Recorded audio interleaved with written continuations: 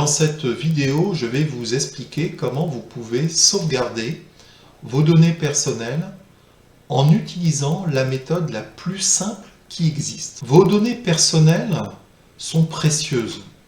Ce sont des données que vous avez créées vous-même, que vous avez produites vous-même, ou que vous avez récupérées et auxquelles vous tenez.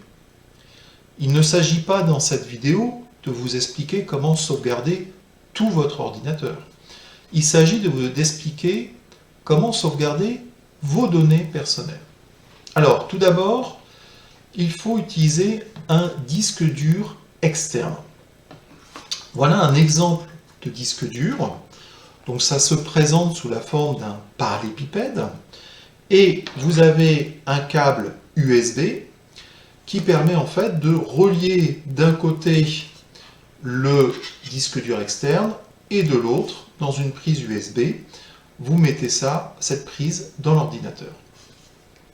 Alors il existe une autre possibilité, c'est d'utiliser ce que l'on appelle en fait un disque dur SSD. Les disques durs SSD sont très légers, ils sont robustes, ils sont rapides, par contre ils sont assez coûteux, ils coûtent cher, en tout cas plus cher à capacité équivalente qu'un disque dur magnétique, comme celui-ci par exemple, le disque noir. Il existe encore une troisième possibilité, c'est d'utiliser une simple clé USB. En effet, vous pouvez sauvegarder vos données, vos fichiers, vos documents sur une simple clé USB. Tout dépend finalement de la quantité de données à sauvegarder. Certains d'entre vous peuvent avoir des téraoctets de données, ce qui est gigantesque, c'est des milliers de milliards de données à sauvegarder.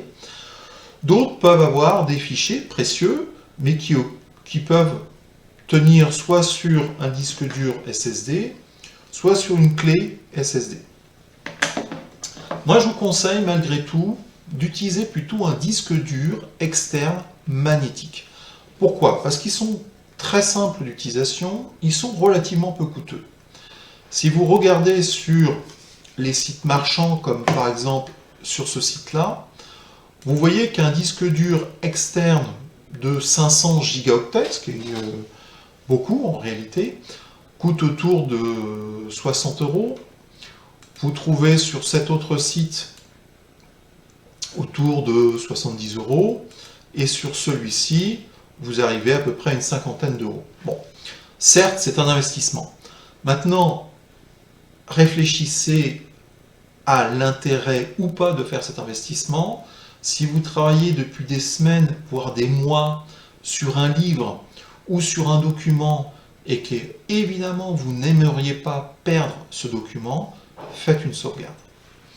Si votre disque dur d'ordinateur, pour une raison quelconque, ne peut plus être accédé, ne peut plus être lu, qu'est-ce qui va se passer? Eh bien, vous ne pourrez plus accéder à vos données. Il ne restera que la sauvegarde. C'est aussi l'intérêt d'avoir justement un disque dur externe, parce que l'intérêt de ce disque dur externe, c'est justement de pouvoir être indépendant de votre ordinateur.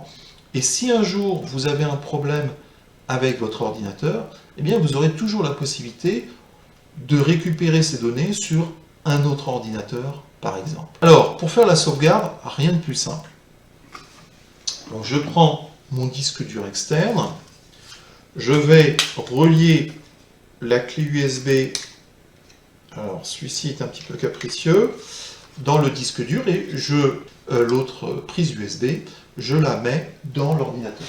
Automatiquement, en fait, mon ordinateur va reconnaître mon disque dur externe. Il m'affiche que mon disque dur que j'ai appelé sauvegarde a la lettre J. Alors, c'est important de comprendre que quand vous reliez un appareil, ça vous le savez certainement, mais quand vous reliez un appareil à un ordinateur, l'ordinateur lui donne une lettre pour pouvoir le repérer, l'identifier facilement. Donc c'est la lettre J qui est associée à ce disque dur externe. Maintenant, comment faire pour sauvegarder mes données? Eh bien, dans Windows, vous avez la notion de bibliothèque qui va vous aider grandement à faire vos sauvegardes.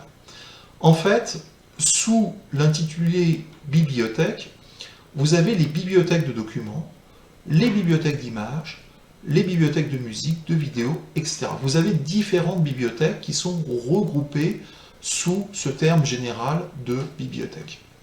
En fait, dans les bibliothèques de documents, vous trouvez en réalité le dossier document. C'est un peu trompeur parce que vous avez la notion de bibliothèque ici, et là c'est la notion de dossier document dans lequel généralement les documents sont déposés. Bien évidemment, si vous aviez choisi de déposer vos documents ailleurs que dans le dossier document, eh bien, il faudrait faire la sauvegarde de ce dossier. Ici, si je prends par exemple la bibliothèque document, je vois qu'elle est constituée d'un dossier document qui lui-même est subdivisé en d'autres sous-dossiers et qui contient aussi des fichiers. Là, je vais faire un clic droit sur la bibliothèque document. Non pas le dossier document, mais la bibliothèque document. Je fais un clic droit et dans le menu, je choisis Envoyer vers. Et en survolant simplement Envoyer vers avec la souris, Windows me propose différents endroits où je peux en fait copier ces données. Donc évidemment, je retrouve mon fameux disque dur externe avec sa lettre J dans sauvegarde. Donc je clique sur sauvegarde et là il va tout simplement me copier mes fichiers, c'est-à-dire qu'il va faire une copie de mes fichiers existants. Le jour où j'ai un problème avec mes originaux, j'aurai toujours cette sauvegarde qui me permettra au moins de ne pas repartir à zéro. Et là je peux maintenant vérifier qu'effectivement je vois que dans J, j'ai bien mes documents qui ont été copiés. Et j'ai bien effectivement les données qui sont en double maintenant. Je peux faire la même chose sur Images, donc la bibliothèque Images, je me mets au niveau de la bibliothèque, juste en dessous bibliothèque, Envoyer vers, sauvegarde. Et il me copie mes images, et ainsi de suite.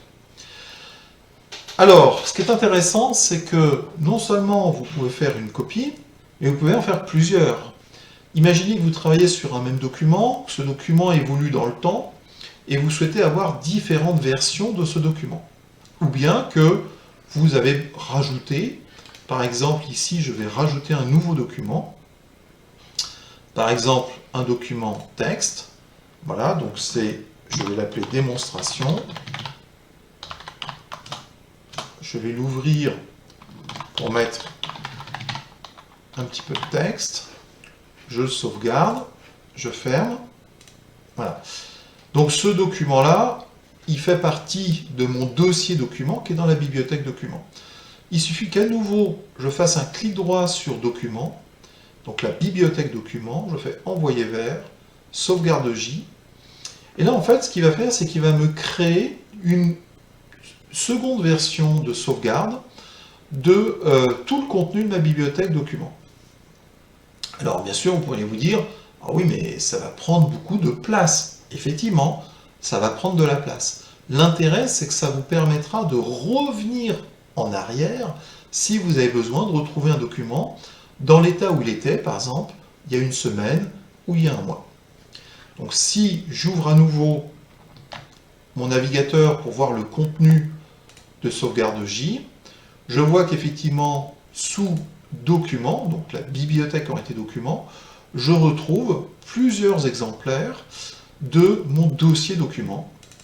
Là, ici, j'ai la version avant que j'ajoute le document démonstration, et ici, j'ai la version quand j'ai ajouté le document démonstration.